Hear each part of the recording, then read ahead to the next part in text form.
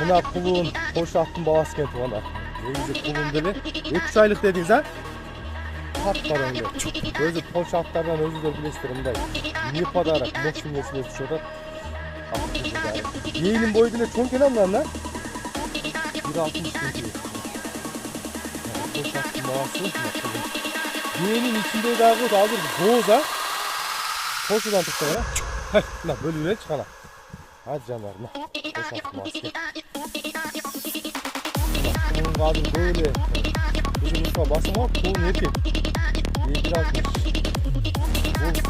iyi ve yaşlı. Birinci bağış dediniz ha. Lan şurada buyursa içinde ismi neyse olur.